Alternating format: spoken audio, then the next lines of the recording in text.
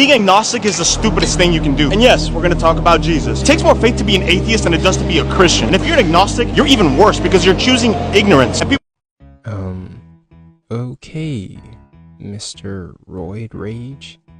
Maybe before making this video and getting mad at agnostics and atheists, and essentially just like misrepresenting their position or any position that pertains to the creation of men, you could have just done your workout, chilled out, managed and addressed your emotions, and then made a calm video rather than calling people stupid and not understanding the material at hand. First and foremost, when it comes to the position of being agnostic or atheist, you know, I'm always going to jump in and protect the atheists and agnostics, right? And I just want everybody out there to know that there's nothing wrong with remaining agnostic when it comes to anything that is ever discussed, right? All agnosticism really means, right, is when asked whether God exists, somebody is simply saying that, like, I don't know whether God exists, and I'm not sure if we really have enough information to ever really know whether God exists. All of the evidence that is presented to an individual that is agnostic doesn't really compel them to believe that a God exists.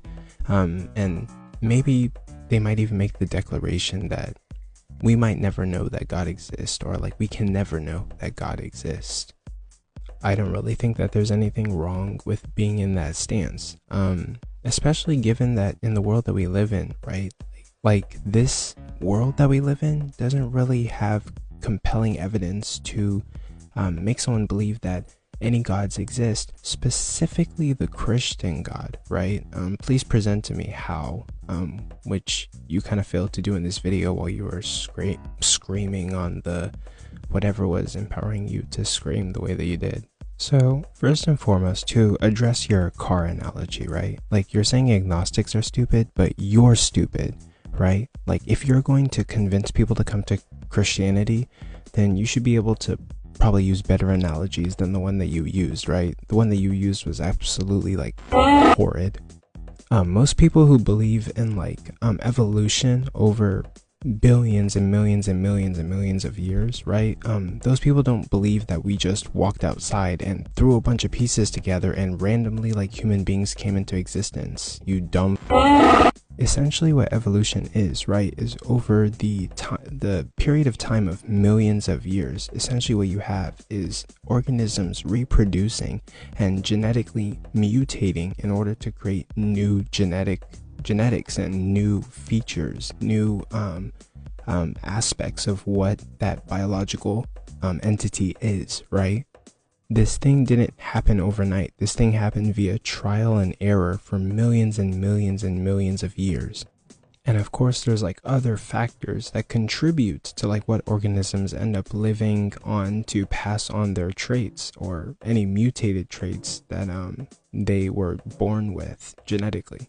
You have things like survival of the fittest, and over millions and millions of years, tons and tons of species have gone extinct that we no longer see anymore.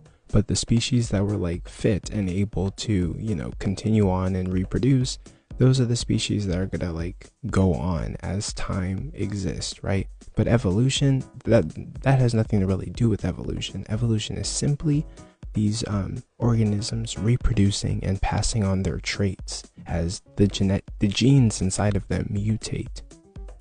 Now, the second part of this is you mentioning that, like, in the Bible, it says that God's qualities have been clearly seen. And like, when we look at the sky, we know that God exists.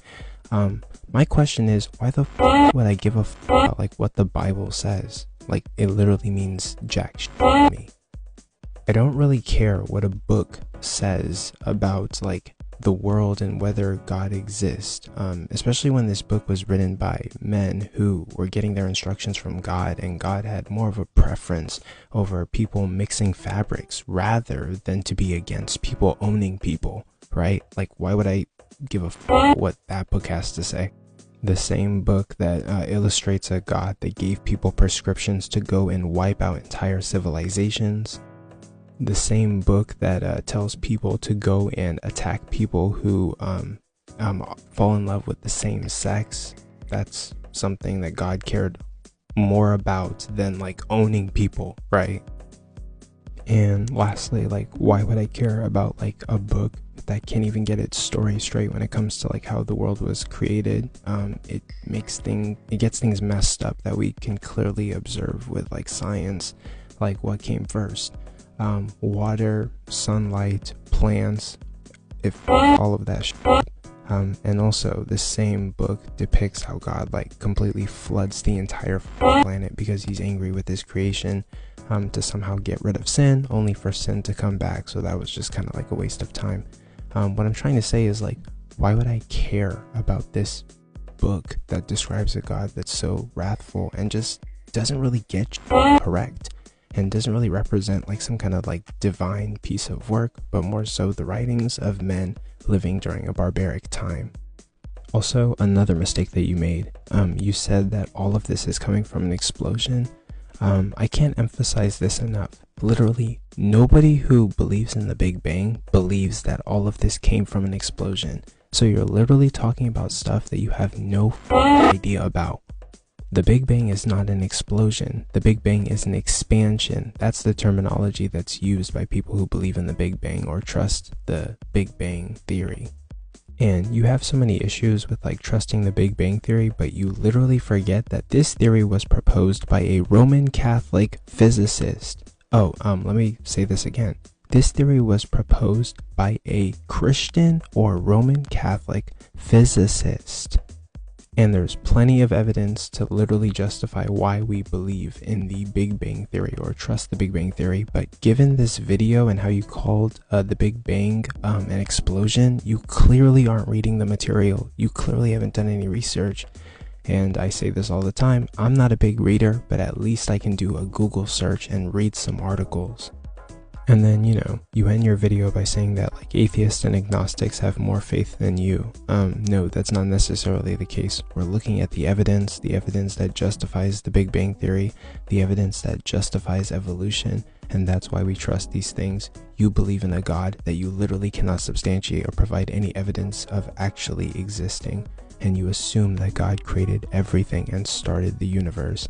And agnostics, atheists, we just don't have enough evidence to really believe that. Nothing to sway us or compel us to believe that. Feel free to like prove me wrong or like demonstrate, but like literally you seem to have more faith in believing in this thing that you can't really justify, while we are believing in things that we can look at empirical data, and that compels us to believe that these things actually work.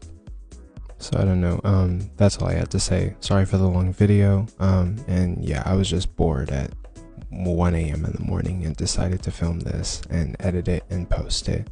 I figured I might give it a shot. Also, feel free to comment below and tell me if I've made any mistakes. I'm a little bit tired, and maybe some of the points I made weren't really great. I'm doing this off of the top of my head, so